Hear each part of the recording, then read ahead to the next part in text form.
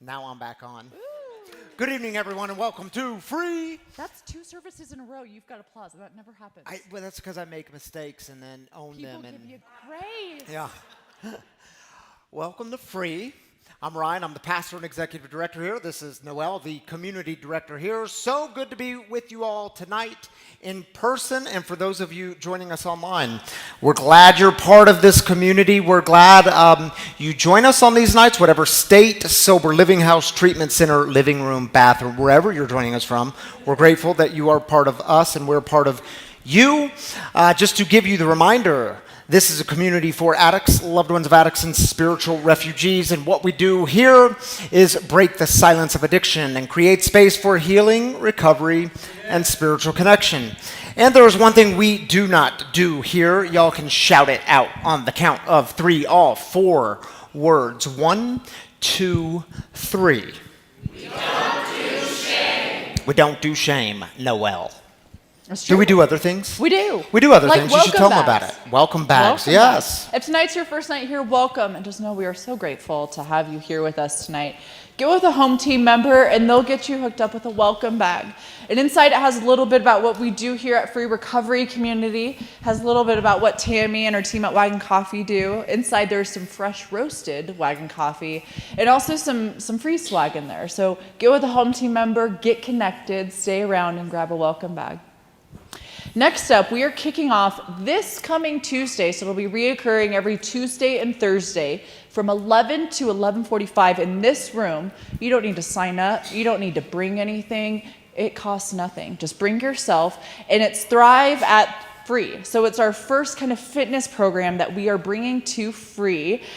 Jim, can you raise your hand? Jim is going to bring that for us. There you go. It's going to be great. He was our guest storyteller a couple weeks ago. And so embarrassing. I called him Rob last service. You did call him Rob. I have no And then clue why he you did goes, that. just remember Jim because of Jim. Like, I'm the workout guy. And I was like, I am so embarrassed that I didn't put that together. That's awful. It happens. But there's going to be strength training, cardiovascular, stretching, exercise, mobility. It's going to be great. So starting this Tuesday and then reoccurring every Tuesday and Thursday in this room from 11 to 11:45. And I would just add, especially if you don't have a regular practice of exercise in your life and you're in recovery, hugely important to have some sort of routine of exercise if you're in recovery. Hugely important. Yeah, I find if I'm a little off balance spiritually and mentally, if I can start taking some action physically, everything else starts to kind of come back together. Yep. I start with getting a sweat on, and usually I get my butt to prayer and meditation quick. So anyway, that's what it is for me. Next up, next week, we are doing baptisms, and this is the biggest group of baptisms you've ever done at Free. Yeah, By it far. is. We have, I think, 20 of you, which is just Yeah. crazy. Yeah, yep, absolutely. I was thinking about the photo that we took with all the people from baptisms last week, and then the one from last spring, and there was like 5 people from last spring. So it's going to be great. But yes. There was 5 people that attended the What is Baptism. That's true. That's true. Anyway, so we're going to be doing baptisms next week, and in between services, so that 6 to 7 o'clock time, we're going to be in the cafe. Carrie, myself, some other staff members, home team members, we are going to be serving you cake as a celebration of new life. So stay late if you're a 5 o'clocker, come early if you're a 7 o'clocker, grab a cup of coffee from the Free Cafe, grab a piece of cake, and celebrate new life in 20 baptisms. Yeah, and can I just say a word about that? Some of you might say to yourself, nah, I'm skipping next week because, see, that's too religious, and that's a religious thing, and that's just not my thing, and so I'm not going to be here. I want you to read Authenticity. We create space for healing, recovery, and spiritual connection. We will show up, be real, and shine our light in the darkest places so that others can be found. Part of being authentic in this community is you come and support others. You might say, well, that's not my thing. That's okay. It doesn't have to be your thing. But for them, it is. And as a community, we do that together. So you're celebrating for others who they say, this is important for me, and I want you to be here. So I would say to you, I want you to be here. I think it's important. Even if it's not your thing, we celebrate it here. Well said. And there will be cake. There will be cake. So Yes. you can't go that wrong. Absolutely. Last up, you guys remember Lindsay. A few weeks ago, we had our panel discussion for the loved ones of addicts called the Oxygen Mask Playbook. And Lindsay was one of our panelists, and she is a children's counselor. She was representing the children's voice on that panelist. for that panel discussion, and she works at the Betty Ford Clinic. And so the Betty Ford Clinic, they are now bringing in intentional childcare to our free kids programming once a month. And so tonight we had it at our 5 p.m. service. And so once a month we'll be having this intentional childcare brought in. We'll let you know the dates, get that in the email blast, but just know that our kids program is getting intentional, and gosh, they already had this whole program and they were just so nice to come back and bring it into free community. They're doing great work. They love the work that we're doing. So it's incredible when communities kind of come together. Partner together. Yeah, that's what we're about. Absolutely. Okay, thank you, Noelle. Hey, before we get started, I want to let you know that we have a few special guests in the house. Bishop Karen Alavito is with us tonight, and she is our guest storyteller, but I want to say a few words about her before she shares her story in just a bit. Bishop Karen was elected as bishop in 2016, so 8 years ago, bishop in the United Methodist Church, assigned to the Mountain Sky area, which is 355 congregations spread over multiple states. We have Colorado, of course, Utah, Wyoming, Montana, a very small section in Idaho, which includes one congregation. And I want to tell you this, prior to being bishop, she was the first woman pastor at Glide Memorial United Methodist Church in San Francisco. That's a 12,000 person church. They're doing incredible ministries in recovery and with homelessness and with the LGBTQ community. So I can't wait for y'all to hear about some of that. And I said it last service, Bishop Karen has been such a huge support to both Tammy and myself and also this entire free community. I can tell you, I think I've told this story before, but when I got a crazy idea in the middle of the night, like I think it was my birthday night, and I told Tammy about it, and she very kindly said, go back to sleep. And then that next morning she said, you should Facebook message the bishop. And I said, I can't just do that. She said, yes, you can, just ask her. And so I sent her a message and said, is there anything in our conference going around addiction and recovery? And she said, can you come over to my house tomorrow? She invited me into her home, and we had a beautiful conversation. I didn't feel like I had much, and she was the first one to say, go do it. And I'm like, go do what? I don't even know what I'm doing. I'm scared. I just had my cell phone and a few notes on it. And she said, go do it. Without that encouragement, I'm not sure we would have done it. So thank you, Bishop. I want to say this too. She is the first openly lesbian bishop in the United Methodist Church, which is a big deal. She's here with her wife, Robin. We love Robin. Yeah, we can clap for that. Robin, if you don't know, Robin is a deaconess in the United Methodist Church, a deaconess, and they are dedicated to a life of love, justice, and service, and Robin's been doing that through her work as being a nurse. So thank you for all your work in the world, Robin. They've been together 24 years. So good to have 25? I was off a year, 25. Someone tweet that in the comments. And then we have one more just kind of formal introduction. We have Reverend Annie Arnoldy. I told her I have to take a drink of tea to say her complete title. Here's what her title is in the United Methodist Church. She's the Superintendent of Vitality and Director of Connectional Ministry. She is also a colleague and dear friend and been a huge support to us here at Free, and she's going to come up on stage in just a little bit. And Chris Carr is here, our DS. Good to have you, Reverend Chris Carr, here. Also y'all, we have been supported in so many ways here. It's really mind-blowing from the different people and organizations and support that we've had here at Free. So I hope you all can be a part of that, and they're here to celebrate with us tonight. So good to have you all here. All right, y'all. I want to show you a video because you know how we say each and every week here, we don't do shame. You see it all over the walls. We don't do shame. We celebrate that together each week. Here are some of the reasons why we don't do shame in this community. Take a look.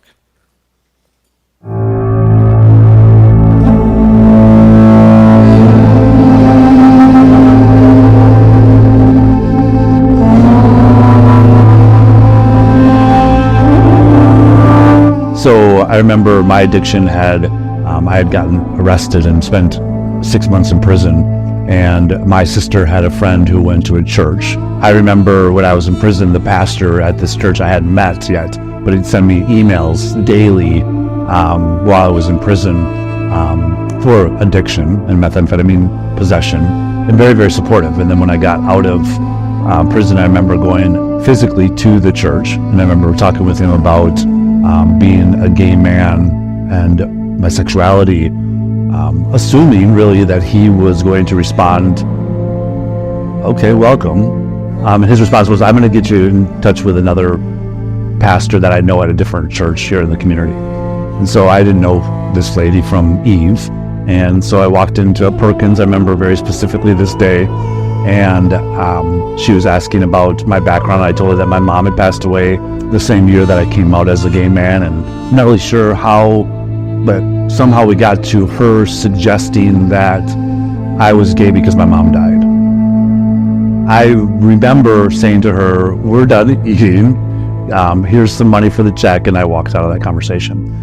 And I mean, the shame that I felt around that at that point was, good Lord. I mean, if a pastor doesn't know how to handle me as a gay man, and then he suggests I talk to another person of faith, and she thinks that I came out as a gay man because my mom died, like what? It kind of was just like mind-blowing to me. So my daughter's father passed away about like a little over 4 months ago, inevitably because of this disease.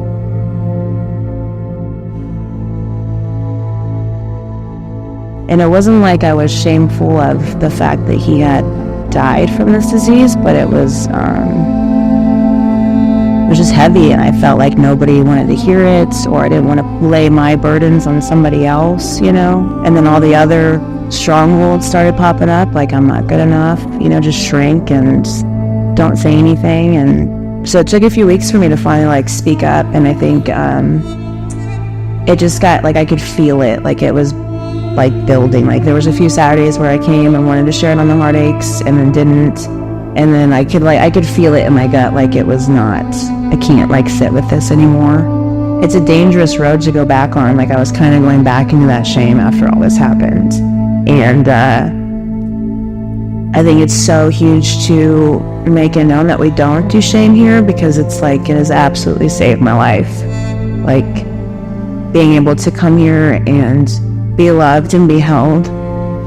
Like I don't think I'd be here talking to you if I didn't have the courage from others too, right? Like sharing their stories and really seeing their shame. Like it's a domino effect, you know, when people share theirs, and it gave me the courage and strength to share mine.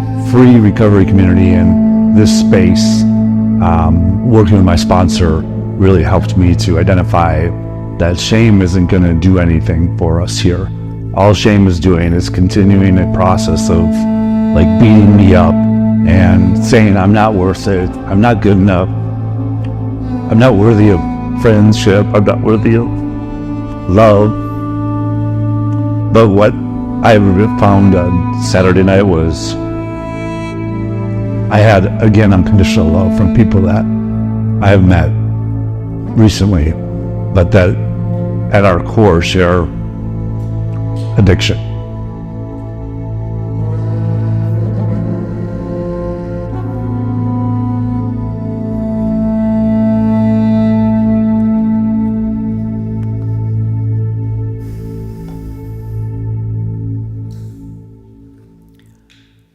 Thank you, Jim and Katie. Where are you guys still here? Yeah. Go ahead and stand up. Let people see you a little bit. Break that barrier of shame. Jim and Katie, so really grateful that you were part of this community, and you too, Riley.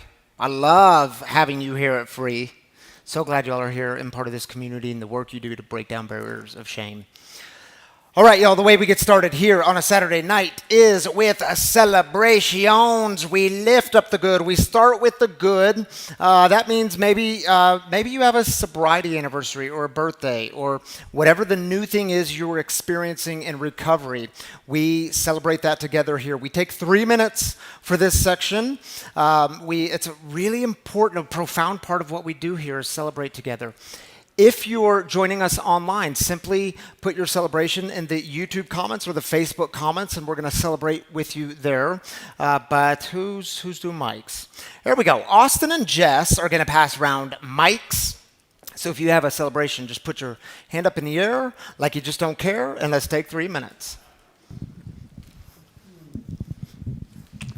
Hi, my name is Christine, and last Saturday I celebrated 6 years without a drop of alcohol. Way to go, Christine. Thank you. And tomorrow I turn 49 years old, and I'm not really sure how that happened, but 49 years old, 6 years sober. Congratulations. Hi, I'm Tammy, and I'm an alcoholic, and I celebrated 22 years of sobriety on Monday. 22 years. Way to go, Tammy. Congratulations. Hi, I'm Teray. I am an alcoholic as well, and I celebrated 4 months of sobriety this week. All right. Way to go, Teray. Teray, where are you? I can't see you. Are you in the back? Is he in the back? Teray. Oh, there you are. Okay. I'm looking all the way in the back, right here. Congratulations, man. I'm Jackie. I'm an alcoholic, and I celebrated 9 years of sobriety on Friday. All right, Jackie.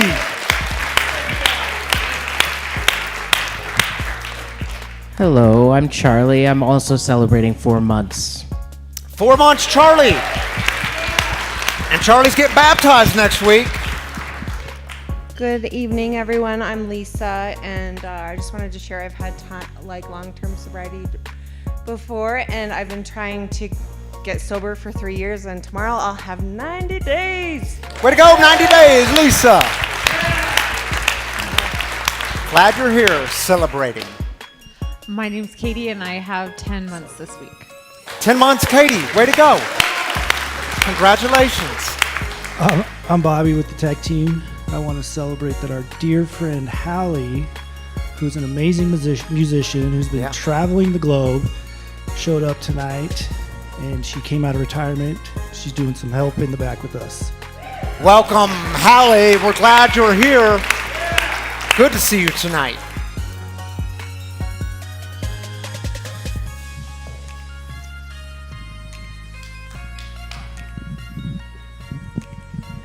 Hi, I'm Paul.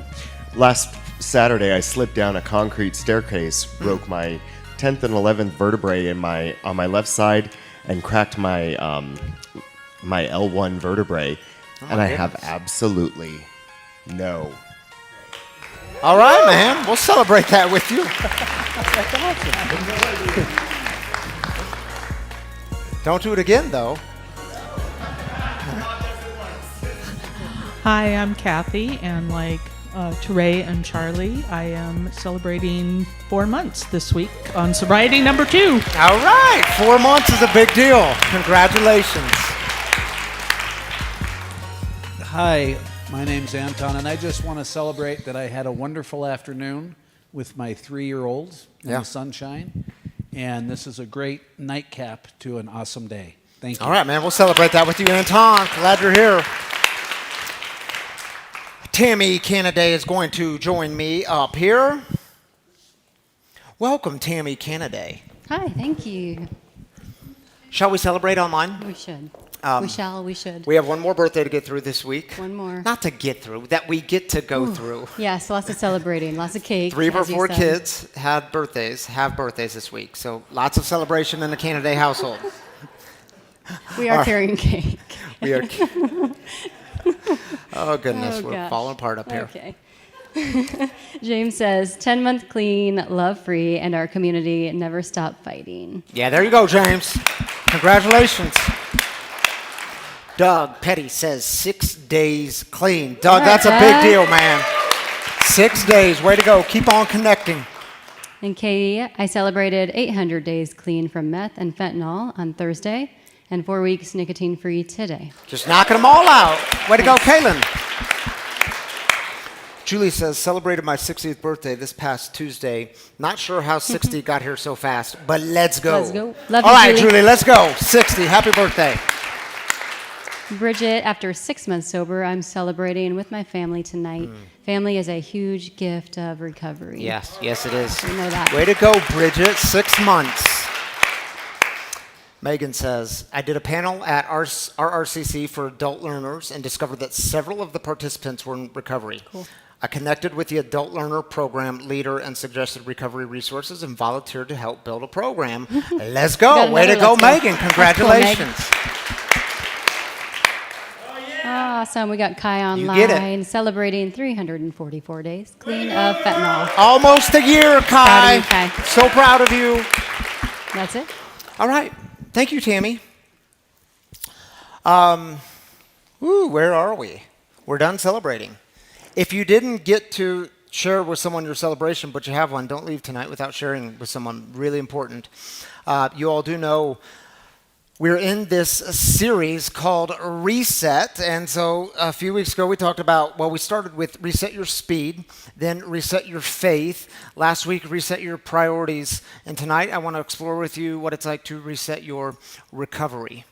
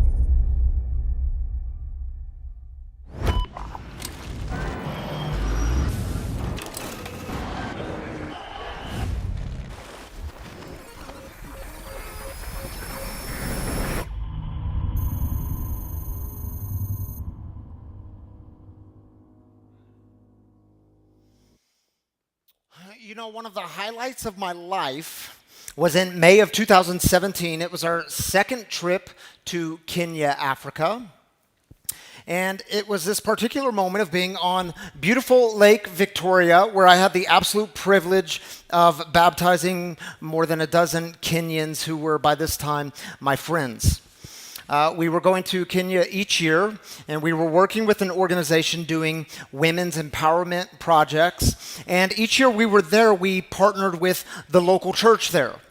And on this particular year, the pastor there, Pastor Oriah, he emails me right before the trip, and he said, hey, this year when you come, would you not only preach on the Sunday you're here, but would you also be interested in doing baptisms with my people in beautiful Lake Victoria?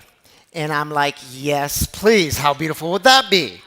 So here's how it went down. The church service gets over. We make our way down to the shores of beautiful Lake Victoria, which is less than a mile from the church. And as you can see in the photo that's going to pop up, I'm in the middle with another leader from the church who was helping with the baptisms. And that's as deep as we got. That's about knee-high water. Now, you can also see there's a boat, like a large canoe in the background, and I had no clue what that canoe was doing out there. They just kind of hovered over us the entirety of the baptisms. There was church leaders in there, including Pastor Oriah. And after each baptism, the guy next to me, he would put his hand on my back, and he would scoop me up a few feet. And I'm like, dude, this is starting to get weird because now we're in shin-deep water, and it's kind of hard to baptize in shin-deep water because you have this thing called water buoyancy. After each baptism, I would look back to the canoe, and I would mouth to Pastor Oriah, hey, can we go a little deeper?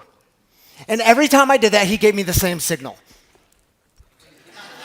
And I'm like, oh my goodness, I don't get what's happening here. Man, maybe he doesn't trust me. Maybe he thinks I'm going to drown some of his parishioners.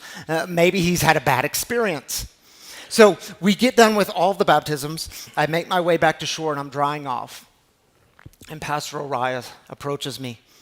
And I said, hey, how come we couldn't go any deeper? And y'all, I'll never forget what he said to me. Pasta. Call me Pasta. Pasta. There might be hippos. Hippos. Oh, hippos. Yeah, those guys.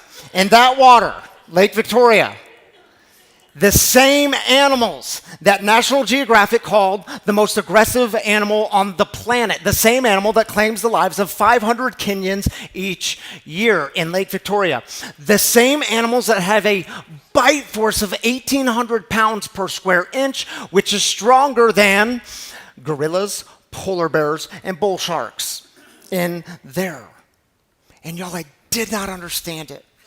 I didn't understand the pastor. I didn't understand the shallow water. I didn't understand what the boat was doing out there. And I thought it was just a bit crazy. And yet these were the local people, their land, their waters, their life. They knew this land. They knew things that I did not know. And what I thought was a bit crazy was them knowing they were potentially saving my life, and the lives of others.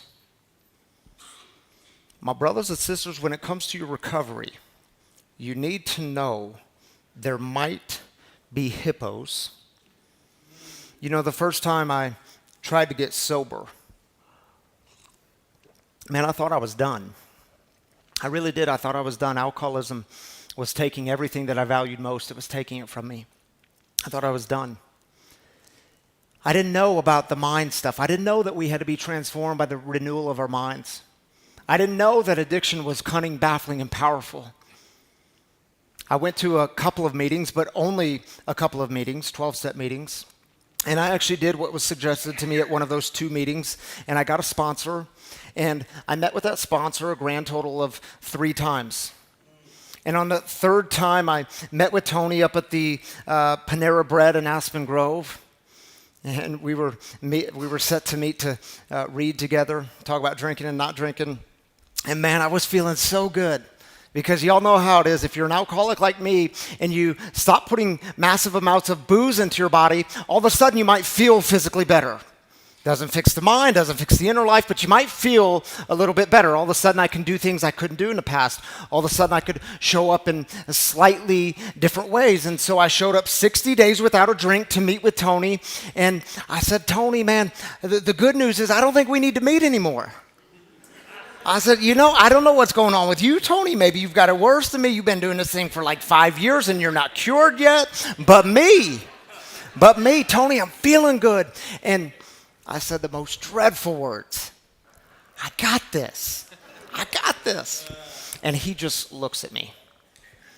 And I said to Tony, I said, because that look, y'all know that look that can just make you a little angry enough. And I said, dude, do you think I'm going to drink again? And I'm thinking to myself, you know what his problem is? He just doesn't know me all the way yet. He doesn't know my self-will. He doesn't know that I've got an undergrad biblical studies degree and a seminary degree, Master's of Divinity, and he doesn't know that I'm a pastor. As if religion could save me from this. And he looks at me and he says, well, in my experience, blah, blah, blah, blah, blah. I didn't hear another word he said because I was so angry that he wasn't affirming, co-signing on my BS. And, you know, when he said that to me, I left so confidently. And y'all know what happened within 3 months? It's not hard to imagine. Within 3 months, the hippos got me. The drink took me right back to where I started. It took me there and then some. And y'all don't ever let people tell you that relapse can only happen when things are hard in your life, when things are bad in your life, because the truth is, it can also happen when things are good in your life. Things were good in my life. Things were going like this. Good things were happening. It was my wife's birthday, Tammy's birthday, up in Vail, Colorado. We were overlooking the mountains on a beautiful sunny day, and I picked up a drink. And I could not stop because I'm an alcoholic. And so I kept going, and I blacked out, disappeared drunk that night on her birthday, and I stayed that way for a few more months. You know, and I wish I could tell you that it's a problem that you might only encounter early in your recovery, or if you're newly clean and sober, but it might not be the case. Be careful. Tony was telling me there might be hippos. 5 years into my recovery, and it doesn't always have to be relapse, by the way. 5 years into my recovery, which was just over 5 years ago, I dealt with a very painful situation. One of the most difficult situations I've dealt with in my recovery still to this day. It was a situation in my life that it created immense amounts of pain, deep kind of anger, the kind of pain that becomes anger. An individual in my life who I was so angry with. And I called my new sponsor, Sergeant Major. We had just started working together at that time. And I called Sergeant Major and I asked if we could meet. We met up at the corner bakery in Highlands Ranch. And I explained to him how my heart was all tied up and how it was just shredded into pieces and how I was so sad. And the sadness was turned into anger. And I explained to him that I had these angry dreams, violent dreams of what I was going to do to this person. And I was waking up in the middle of the night with cold sweats and night terrors. And Tammy, my wife, was a little concerned about me. And I'm explaining all this to him. And you know what he says to me? He says, yeah, you're going to have to 552 him. And I'm like, 552 him? Dude, I don't even know what that means. What does 552 him mean? I don't know the insider language. And he just celebrated 48 years of continuous sobriety this week, by the way. He at the corner bakery, yeah, we celebrated it. He was here last service. At the corner bakery, he opens up the big book of Alcoholics Anonymous to page 552, and he read a paragraph to me from that page. If you don't know this paragraph, I recommend you get familiar with it. It reads like this. He said, in effect, if you have a resentment you want to be free of, if you will pray for the person or thing that you resent, you will be free. If you will ask in prayer for everything you want for yourself to be given to them, you will be free. Ask for their health, their prosperity, their happiness, and you will be free. But what if I don't really want to do those things? Even when you don't really want it for them, and your prayers are only words and you don't mean it, go ahead and do it anyway. Do it every day for 2 weeks, and you will find you have come to mean it and to want it for them, and you will realize that where you used to feel bitterness and resentment and hatred, you now feel compassionate, understanding, and love. And y'all, I can tell you, I got done with that meeting, I walked across the parking lot to my car, and I thought to myself, this is so stupid. I mean, I just pour out my heart to him, and his response to me is, pray for him. And I'm saying to myself, this will never work. Why would I do that? How is this going to fix my pain? How is this going to fix the anger? So I prayed page 552. And I didn't just pray it for a couple of weeks. Because and maybe you've experienced this, I had to pray it for several months. And I can tell you, in the early days of praying this prayer, I hated getting up in the morning and praying these things for this person because I did not want him to have it. I didn't think he was worthy of it. I wanted him to suffer the way he created suffering.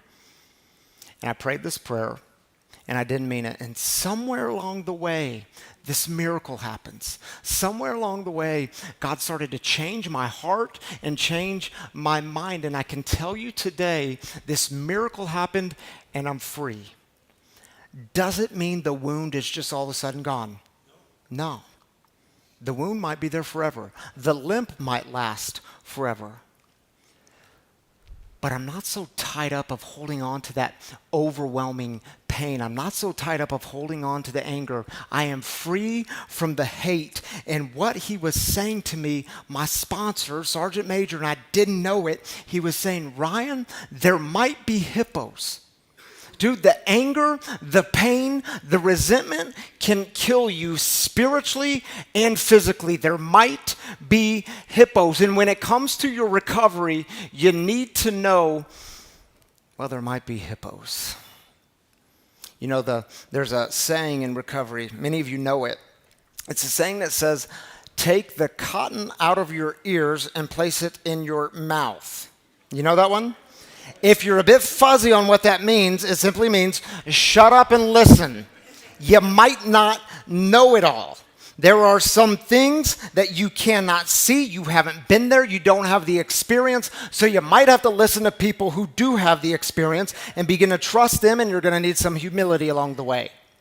In fact, the book of James in the New Testament puts it this way in the very first chapter, the early words of this New Testament letter. James says, know this, my dear brothers and sisters, everyone should be quick to listen, slow to speak, and slow to grow angry. This is because an angry person doesn't produce God's righteousness. Therefore, and listen closely, therefore, with humility, welcome the word.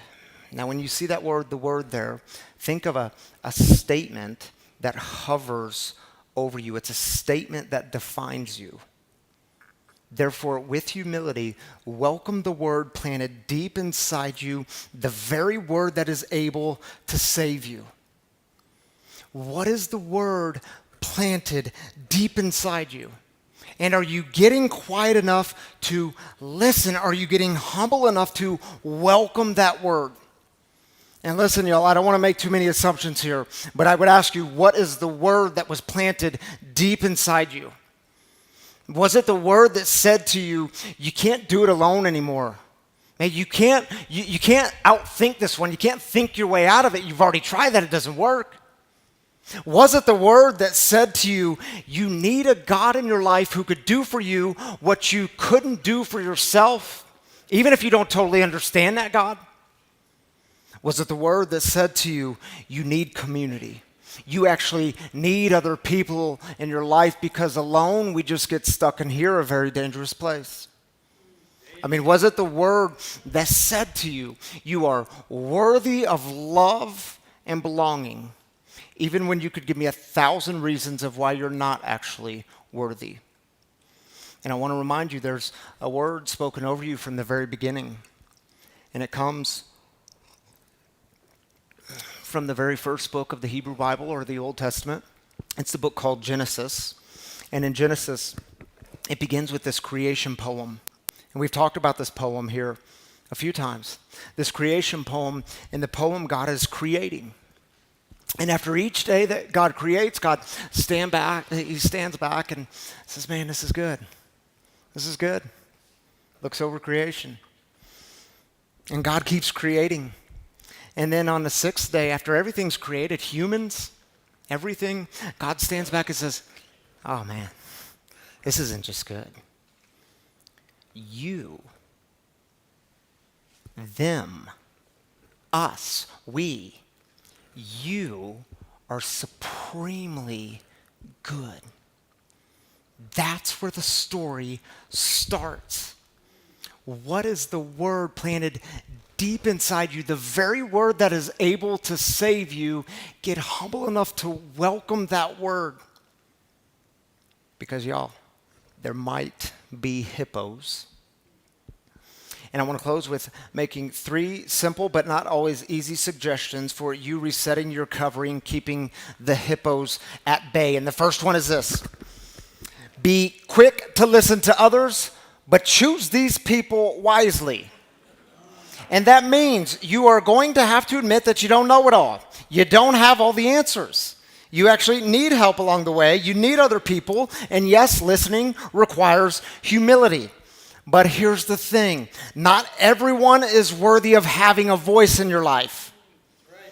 Because is it true, sometimes what happens is we get stuck in these cycles of trying to earn the approval of people that we don't really want what they have. We don't respect the way they live, but somehow we're going to listen and try to gain their approval. Stop doing that. Choose these people wisely. These are the ones who've been there. They're the ones who love you and have your back. They're the ones who care about your well-being in the world. Get quiet enough to listen. Get humble enough to hear them. They're the ones who can speak hard truths in your life. They're the ones who can give you the warning, hey, pay attention. There might be hippos. Be careful. And number 2, be slow to speak. But that doesn't mean never speak. And here's why I say it. Because maybe you've been silenced by fear or shame. Maybe you're like I was, so afraid of being seen. Do you know, for the first 6 months of my recovery, I was driving from Highlands Ranch, where we live, all the way up here, just down the street to the AWOL Club to go to 12-step meetings. Why was I driving across town? There's like a meeting a mile from my house. Why was I driving across town to do recovery? Because I was so afraid of being seen. I was so afraid of people finding out that I was a drunk and a pastor. It terrified me. And I would tell you, if that's you, if you are in a state of hiding right now, I want to say to you, it's okay. It's okay. But it cannot last forever. And isn't it interesting, if we go back to that James passage, interesting, isn't it, that James uses this metaphor of planted? Why does he do that? What is the word planted deep inside you? Why use this metaphor? Well, because in the ancient world, so many of the spiritual metaphors are agricultural metaphors because they lived in very agricultural settings. So you have metaphors of planting and harvesting and seeds and seasons and rest. And here's the thing about seeds. If the seed has just been planted, it is okay not to be ready. It's okay to be quiet. It's okay. But it cannot last forever. The secret, the silence, the not being ready, it doesn't last forever. If you're cultivating that seed, if you're working with God, cultivating that thing to grow, at some point, that seed has to sprout. And I would encourage you with this, sometimes your best speech will come in the form of questions and doubts. Yeah, you know, last Saturday, right after the 7 o'clock service here, I was standing in the back in the lobby area by the wagon, and Jake comes up to me, and Jake says to me, hey, I think I just might be interested in maybe doing the baptism thing in a couple weeks. And I said, Jake, that's awesome, but you sound a bit hesitant. What's the hesitancy? And he says, well, I have all sorts of questions. And I'm not sure I believe everything that maybe some in the community believe. I'm not sure I believe everything even you believe. And when it comes to the Bible, I just have all sorts of questions and questions about God. And I said, dude, one, how brave of you to be able to put words to this, to be able to articulate your questions and your doubts. And I said, two, come to the What is Baptism session next Tuesday night, because when you come, bring your questions. We need your questions. They're actually needed here. It's how we grow. It's how we stay centered. You know, one of the biggest hippos that might show up in your recovery is what the big book of Alcoholics Anonymous calls contempt prior to investigation. Are you all familiar with it? It's when you close the door on the spiritual because you know better. You've outsmarted it. You don't need that. Even though you have done very little to no investigation. Contempt prior to investigation. It can keep you in everlasting ignorance, everlasting arrogance. It can silence your voice. It can silence you from voicing your questions and your doubts, never really speaking them, never putting words to them. And by the way, I should tell you that Jake, he's getting baptized next Saturday. Because, we can clap for that. After the session on Tuesday night, I said, dude, where's your head? What are you thinking? He said, I'm in. And in his words, not mine, he said, I'm stepping into my discomfort. And again, in his words, because I keep feeling pulled and called to this. Yeah, see?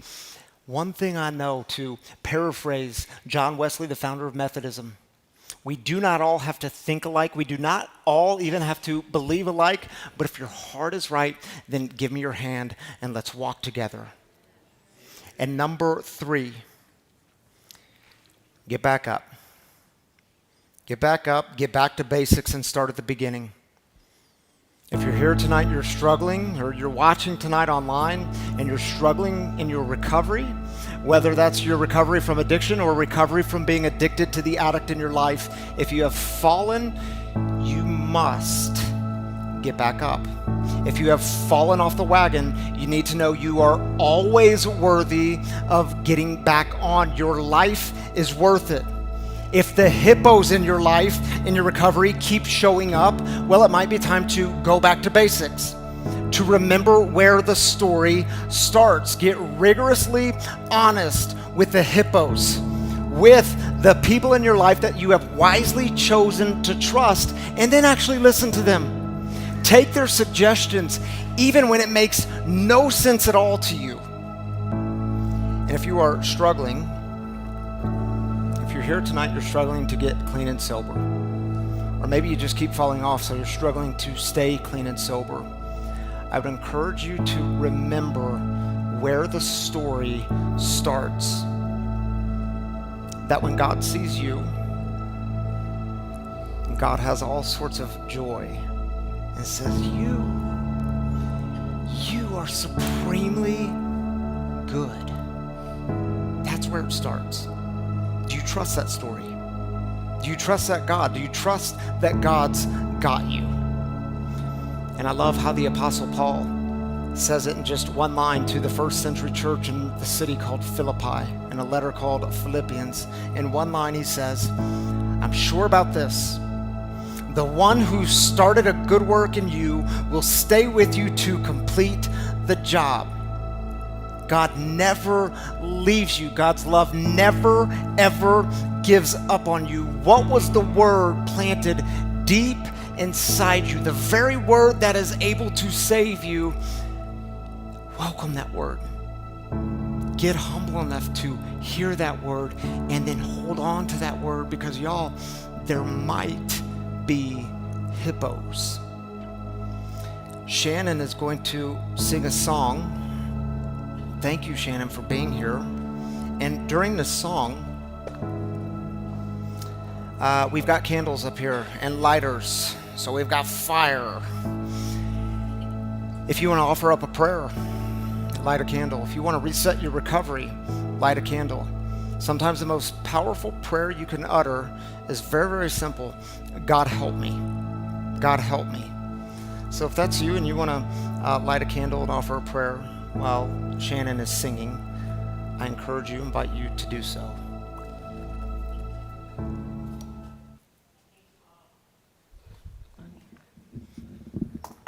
There I am.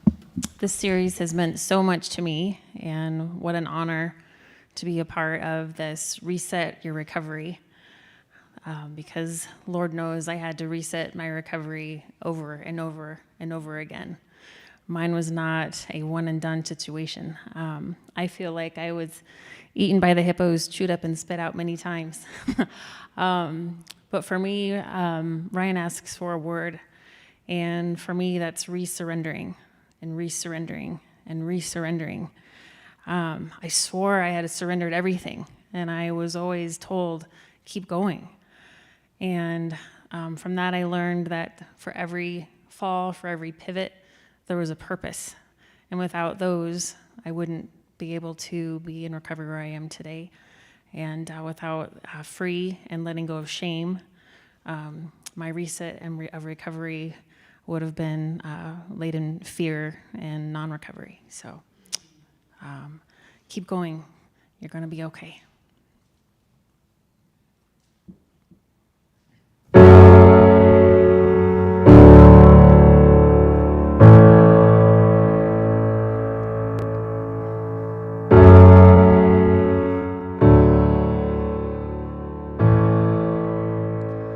I know it's all you've got to just be strong.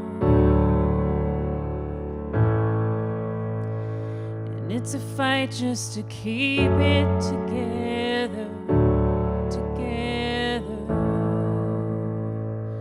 I know you think that you are too far gone, but hope is never lost. Hope is never lost. So hold on, don't let go. And hey, hold on, and don't let go. And just take one step closer, put one foot in front of the other. You'll get through this. Just follow the light in the darkness. You're gonna be okay.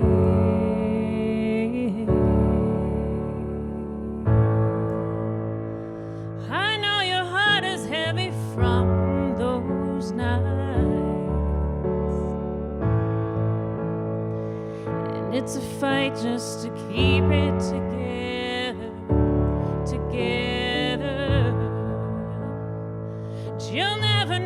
knows what tomorrow holds. And you're stronger than you know. You're stronger than you know.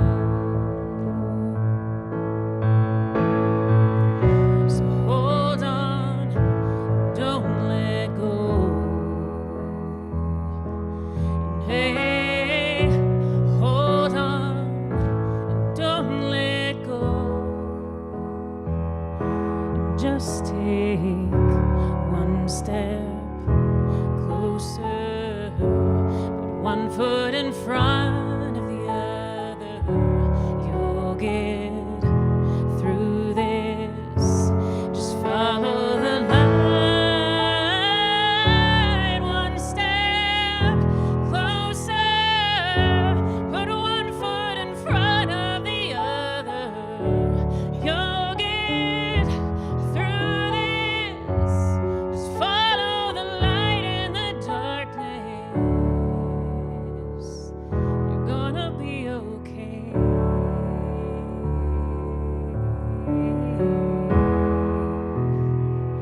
You're gonna be okay.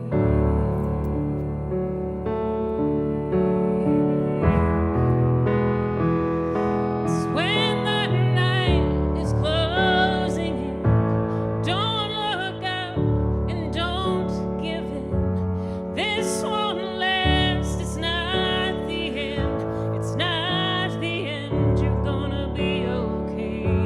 When the night is closing in, don't give up and don't give in. This won't last. It's not the end. It's not the end. You're gonna be okay.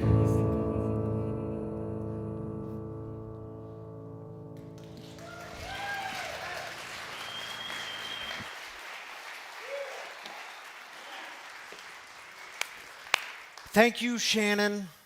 Thank you for getting back up again and again and again and resetting your recovery again and again and again. I'm so glad you're part of this community. And now you can deal with that microphone stand.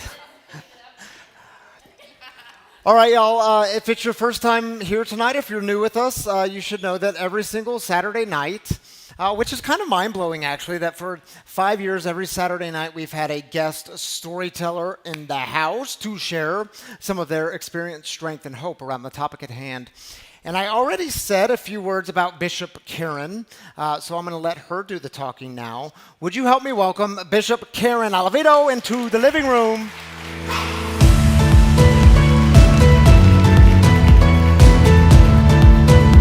Welcome back.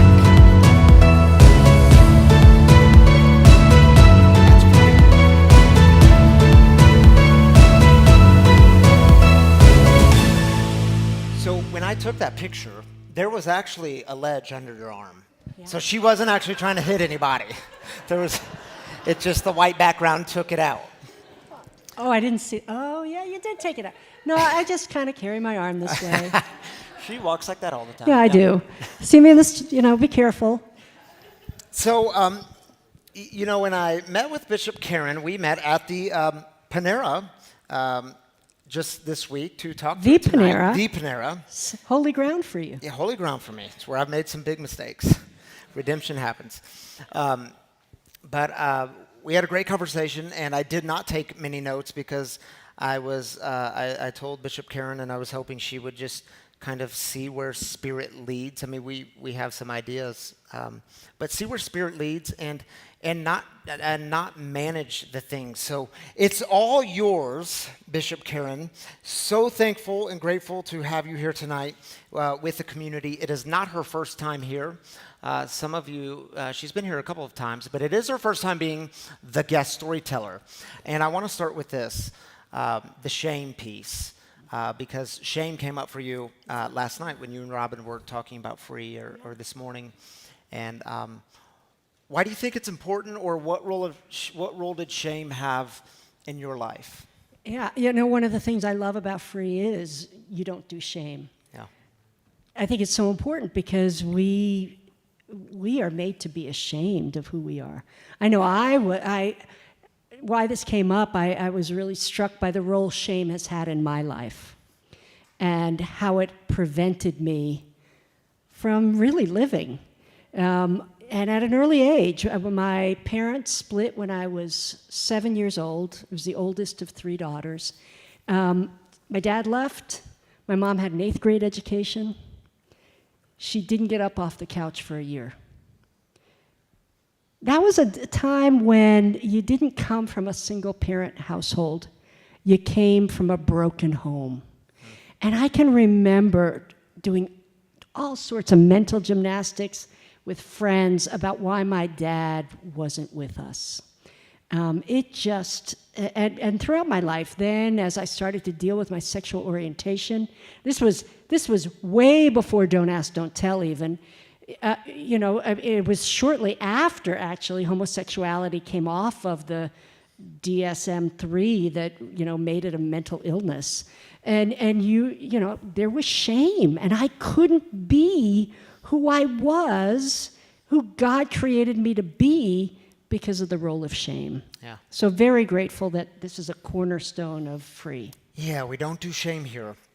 And Bishop, as you look out towards this community, these beautiful people of who we call addicts and loved ones of addicts and spiritual refugees, people who have been kicked around. In fact, someone just said on the Facebook comments, as a spiritual refugee, falling off the wagon is like feeling shame from past abuse, often religious.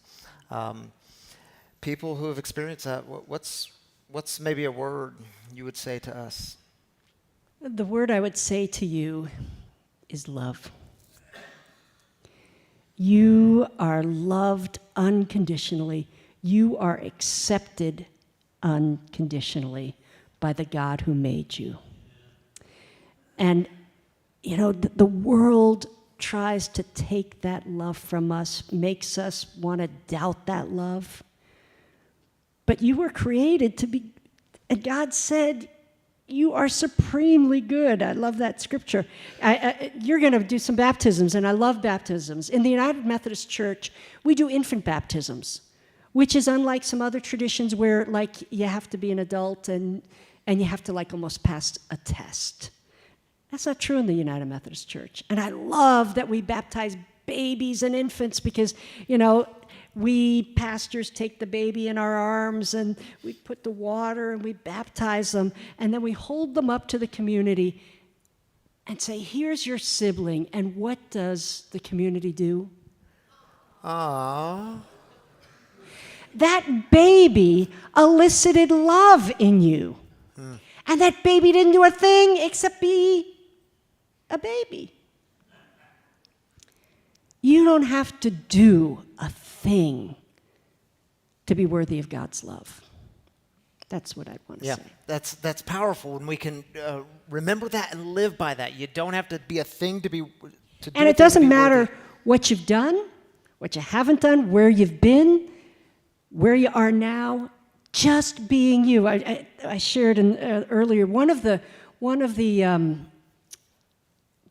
translations of the Bible, and I can't remember which one, I always have to look it up. When Jesus was baptized, he comes out of the water, and the voice of God says, "This is my beloved child in whom I delight." God delights in you. God delights in you. Don't ever forget that. Totally stealing that for the sermon next week, by the way, before baptisms. So, Bishop, we pastors are really good. We preachers are good at stealing from one another. But if you say it enough times, it's yours. We begin to believe we came up with that. I came up with this thing last I heard my spouse laugh. She knows I do that all the time. She's like, that didn't really happen to you.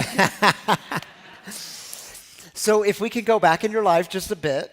So you served as senior pastor at Glide Memorial United Methodist Church, 12,000-person church, all kinds of recovery ministry, LGBTQ ministry, homelessness ministry. And you served there from 2008 to 2016. So this was before life as a bishop. Can you tell us a little bit about what recovery was like at Glide, how you all did it there? Well, like Free, Glide centered in recovery. Yeah. the motto we had at Glide is we're all in recovery from something, which made us, it's the great equalizer, because there's something in us that we have to heal from, that we have to let go of. And we had recovery circles all the time. And I think we're going to talk a little bit about what they look like. They're a little different than AA. Yeah. But what was important was we did radical truth-telling. People came like you're doing every Sunday and throughout the recovery circle and told the truth of their lives without shame. And again, we're wrapped in unconditional love and acceptance. And I'd say this, tell your story. Tell it, because the more you tell it, the more you will let go of the demons that have controlled you. It'll heal you, and by you speaking the truth of your life, it will heal those who hear it, because they'll be able to tell their own story. Yeah, and we have a. Can you tell the story before I show the image of the man who?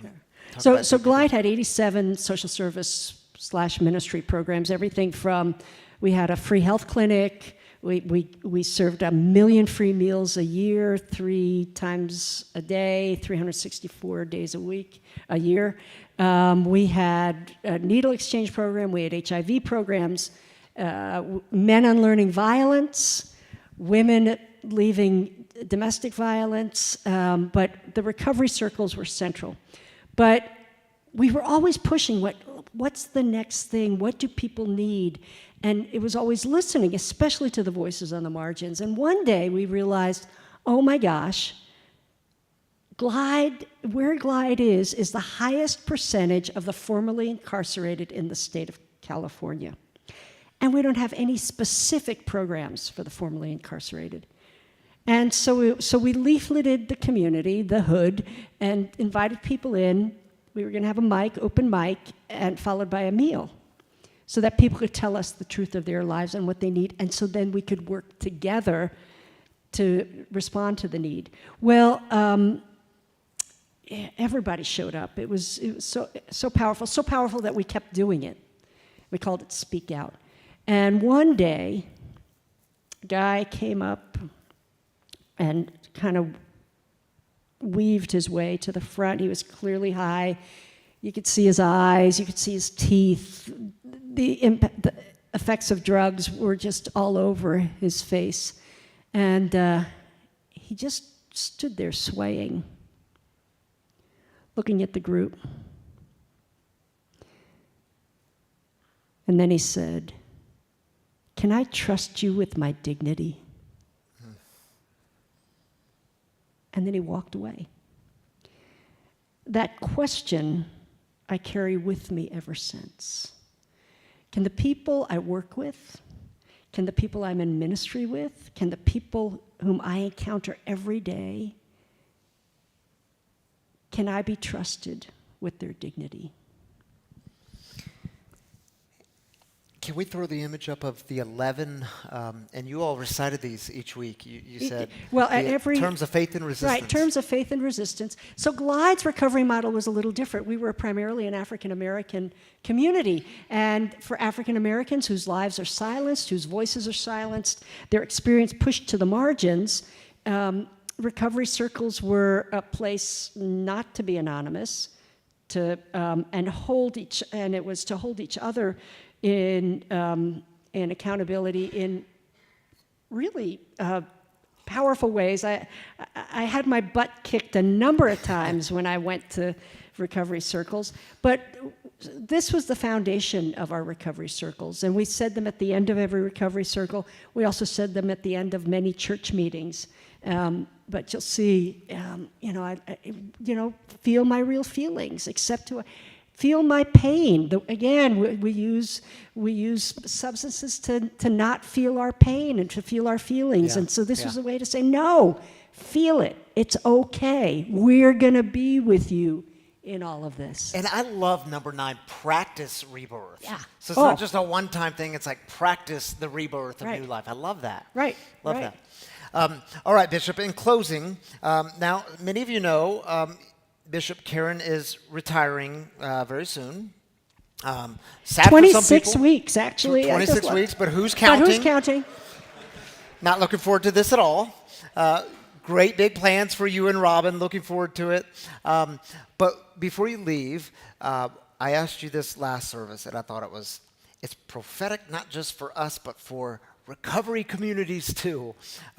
What's one hippo that you think this community should be on the lookout for?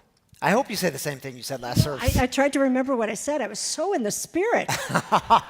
But I would say never hear yourself saying, I've always done it this way, or I can't change. Don't get so comfortable with being comfortable or with your discomfort, because the Holy Spirit is here. And I mean that also in community, in your own life, but also in this community. Yeah. Don't ever start saying, we can't change because this is what matters to us. Yeah. Every person who walks through this room is going to bring a different story. The Holy Spirit is going to do things to help you all move in a direction you never intended to go. Yeah. Follow it. Follow it. So y'all we gotta be called on it when we don't follow it. You get a voice in that. Thank you, Bishop Karen, for being with us this evening.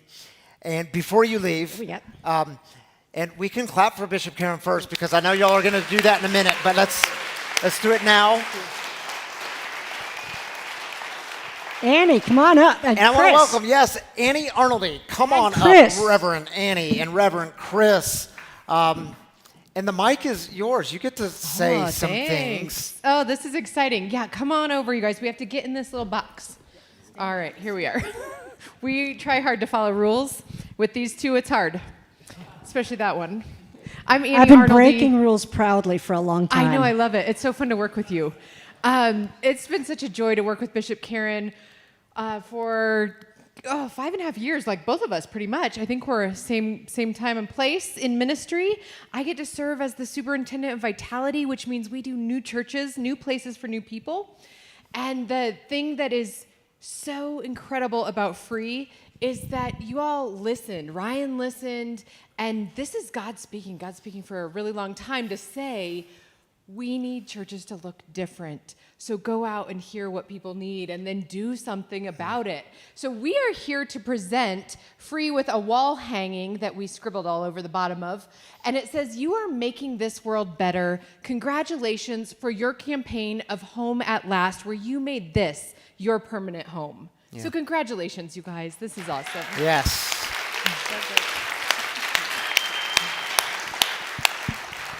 And I think Thank you all. Thank you, Ryan. Sorry, I was going to interrupt you. Just had one more thing to say.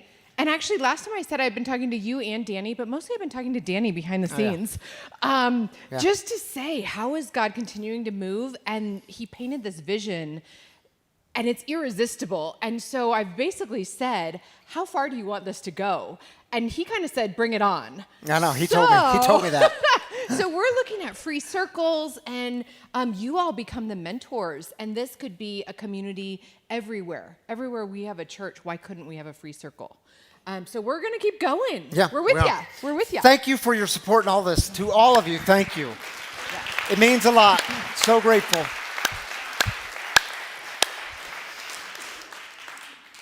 And now we got to figure out where to hang that.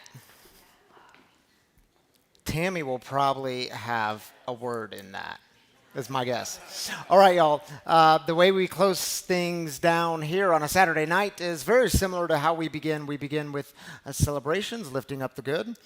We close with heartaches, the hard stuff, the burdens that you maybe have been carrying this week that you've been trying to carry alone. And we like to say here, you don't have to do that. It's why we have community. It's why we have a God who hears the cries of the people. So if you have something that you need prayer for, encouragement for, lifting up for, we take 3 minutes for this. Just raise your hand, and Jess and Austin will again pass around a mic. And again, if you're online, put that heartache in the YouTube comments or the Facebook comments, and we will heartache with you there. Let's take 3 minutes.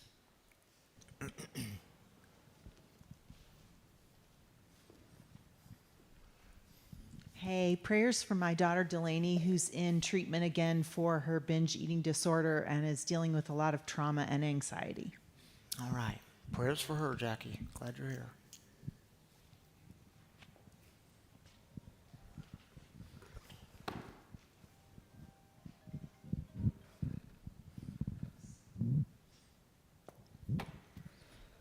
I'd like to ask for prayers for a really good friend of ours who unfortunately has relapsed and is in the wind out on the streets somewhere, and we just pray to God she comes back to us safely. Yeah, prayers for her. Thanks for I sharing that would with like us. some prayers to break out of an abusive relationship. All right. There are women here to talk to that have experience in that. I would encourage you to connect before you leave. I would like to offer a prayer for those losing their lives in the Middle East right now. Yeah. I can't see. Who just said that? Oh, in the back.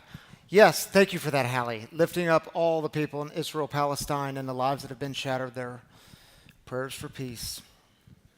I've got a friend who recently celebrated 19 months, and this last week has been off the grid and not answering, phone going straight to voicemail.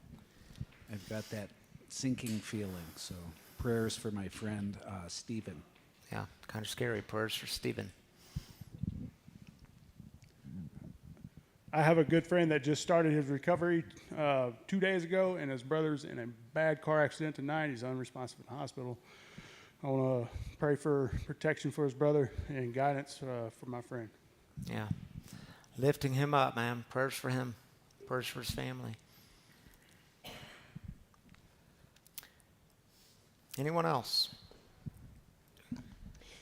I'm Jenna. I'm an alcoholic. I celebrated 6 months on the 15th, and 3 days later thought I could drink to celebrate. And so I'm starting all over again. And I know I can do it, but I would appreciate all encouragement and well wishes and help because I need it. Thank you for saying that. Thank you for being here. Yeah. Thank you for your honesty.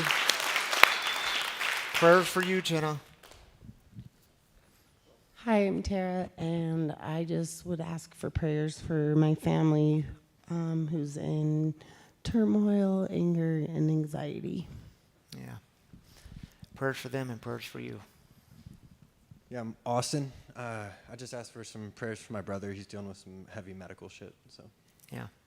Prayers for your brother, Austin. All right. Thank you, Jess and Austin. Austin, you want to join me up here, dude? Member of our home team. Getting married in a few months? Yeah, man. Man, dude, how does it happen? How long you been sober? 21 months. 21 months. It's a long time. Life is coming together. Heck yeah, man. Better every day. Yeah, it's good stuff. All right, you take the first one, then I take the second one, and we'll heartache with our online people. Terry says prayers for court upcoming. All right, Yeah, prayers for that. the court upcoming. Monty says prayers for my daughter that she may be guided to help and for my upcoming surgery. Yes, Monty, MJ, prayers for you. Glad you're part of this community, lifting you and your daughter up. Kay says a dear friend of hers passed from a fentanyl overdose February 8th, 2023. It's been a year and still so raw. Yeah. Prayers for his daughter and his family. Yeah. Prayers for Okay, prayers for them. Thank you for sharing that with us, lifting up the family, all those affected by the deadly epidemic of fentanyl. That's why we talk about it here. Thank you, Austin. Thanks for being up here. Thanks to you and Jess for passing around mics. Hey, listen, y'all, if this is your place, if this is your tribe, your community, your home, if you've been impacted by the mission of breaking the silence of addiction, creating space for healing, recovery, and spiritual connection, we are grateful for and we encourage your generous giving. Without your giving, we don't exist. So thank you. And truly, we say it all the time, and I know it can sound trite, but like, oh, thank you. No, it really makes a big difference, your giving here. Thank you for those of you that have made it a spiritual practice in your life. For some of you, that's even a new spiritual practice in your life. You don't know what in the heck you're doing? It's all good. We're grateful. It's making a difference, and you've made it a sacrificial practice in your life. And that too is a big deal. And we always like to just say thank you and let you know there are a few different ways to give in this community. And the first way is to simply download the app, free Recovery Community app. It's free to download. All the content is on there, messages, guest storytellers. There's a giving button on there. You can give one time, or you can set it up to give weekly or monthly, however you want to do it. It's all good. The second way is to go to the website, freerecoverycommunity.com. Same deal. Button there to hit give, and safe, simple, and secure. And there's giving kiosks, one beside Bobby, our tech team lead, in this door. And outside these doors, there's another kiosk if you're the cash type carrying people. I know some of you are. I don't understand it, but some of you are. And there is one other option that's new. It's only 3 weeks old here. We're experimenting with it. It's the dip jar. Has anyone seen a dip jar out there? A very simple, safe, secure way to give. Thank you, Paul Johnson, for bringing this to our attention. Simple. It's set at $20. You can't give any more. You can't give any less. You literally take your credit card, dip it in, dip it out, and it lights up, and you've given $20. Voila. How easy is that? Thank you for participating. All right, y'all. Shall we go out with a prayer? Yeah, I invite you to just open your hands. It's a sign of openness. Nothing special about it other than it's a sign of you being open to Spirit leading, Spirit guiding, Spirit breathing in you, through you, and all around you. And take a big deep breath. And be reminded, if God feels distant, breathing is a simple reminder that God is as near as breathing. If you don't know the Serenity Prayer, it's on the screen and it goes like this. God, grant me the serenity to accept the things I cannot change, the courage to change the things I can, and the wisdom to know the difference. Amen. Grace and peace to you, my free brothers and sisters.